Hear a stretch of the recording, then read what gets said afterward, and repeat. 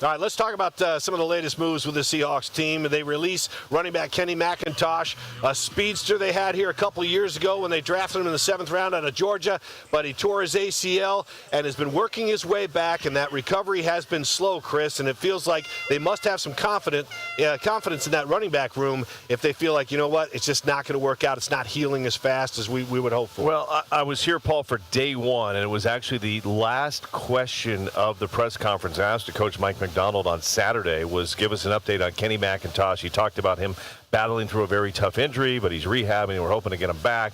It wasn't a whole lot from Coach regarding Kenny on Saturday. Obviously, the news is they're moving on from him, and yes, they do have a lot of faith. We've seen Wilson get a lot of reps. We've seen a lot with Halani.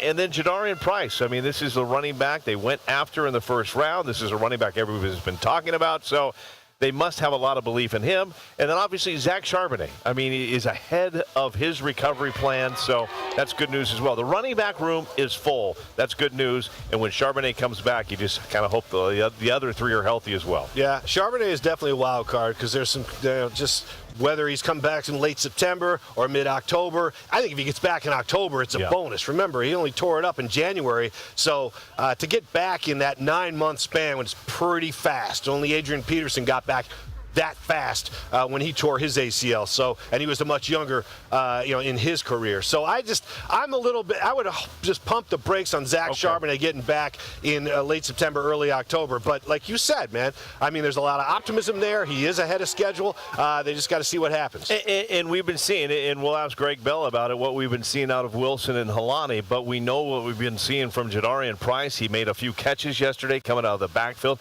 That was something he didn't do a whole lot of at Notre Dame as that number 2 back. We heard from Ernest Jones yesterday, the leader on this defensive side, and McDonald had high praise from him. We're going to hear from that in a sec. But first, here's Ernest Jones talking about the rookie running back, Jadarian Price. He's good. He's good, man. Mature for his age, you could tell. You don't get too many words out of him, but he's working. He got me today, man. He had a hell of a route on me today. So he's good, man. I think he's going to help us. He's doing everything right, and he's got a great group of backs in front of him that's kind of teaching him the way. I think when you have Ernest Jones giving you high praise, that's a good sign for Jadarian Price, the rookie. And talk about a rookie that is going against the possibly best defense in the NFL. He's going to learn every single day out here. Yeah, he is. And I think, he's built like an NFL back. It's just a matter of the durability that he's going to face some punishment throughout the season. So hopefully he can last long into his rookie season. Again, Sean Alexander, the Seahawks all-time leading rusher, expects Price to be the only one to rush for 1,000 yards when it comes to that rookie class this year. So high praise from the Ring of Honor man, Sean Alexander. Let's talk a little bit about Mike McDonald because, he talked last year about getting his life in balance and having a work-life balance now that he's got his young son, Jack, another baby on the way due in December.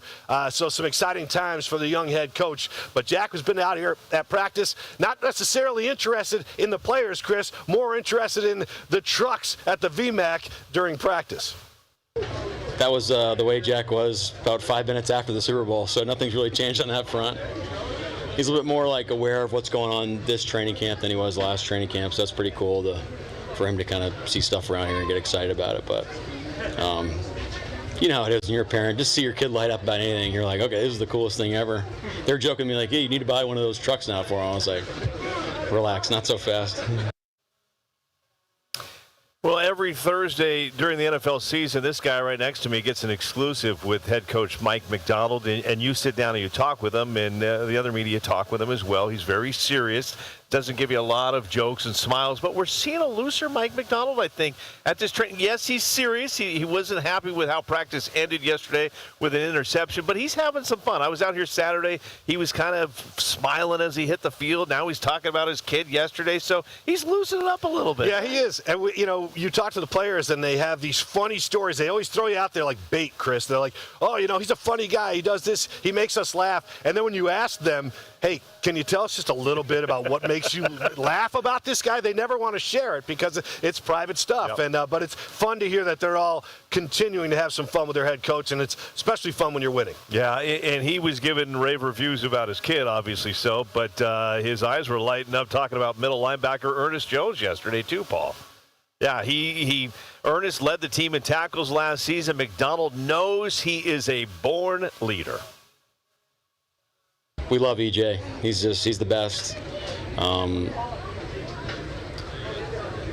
He's just kind of the alpha in the middle of the defense, and he has such a great temperature and understanding of like when to push. You know, what do our guys need and when in terms of messaging and like attitude, and just kind of sets the tone for the whole operation. You know, my second time doing this, so I'm definitely aware of that complacency can, set in, and that, when dogs get hungry, they kind of lay down. But we don't have any of those people here. We're gonna grind. You can see the urgency in everybody and the way we're working. So I think we're working towards, just being a better team and getting to that point again. I tell you, it's just another day, another interview, but they continue to say the same things, Paul. It's always about not getting complacent, getting back to work, going after the mission, which is to win games one at a time. You got to like where this team is at right now. I know it's early, very early, but the defending Super Bowl champs, they're not taking a lot of time to praise about that. They're ready to move forward. Yeah, all business for sure. I love listening to Ernest Jones. He's definitely one of my favorites when it comes to the microphone and the fact that he says all the right things. But, Chris, it's kind of funny when you look back at the Rams releasing him after they won a Super Bowl and he was on that roster. They release him, and he send him to the Titans on a trade. He spends a little bit of time in Tennessee with the Titans, and then the Seahawks go in and get him because they know the potential and the capability of this guy. And Mike McDonald knew he needed a guy like Ernest Jones to be the quarterback of his defense. And, man, what a great move that was, looking back at how they made that trade with the Titans. And how about that moment? He's calling him the alpha of this defense, maybe the alpha of the team. When anybody has a bad game, he is quick to get in front of the cameras and defend that. We saw what he did last year for Sam Darnold as well. He was right there saying, no, that is my quarterback. That is my guy. That is what you want. Whether you're any type of business, you want your leaders backing you. When things go bad, you want your leaders there to help you, and that's what this guy does.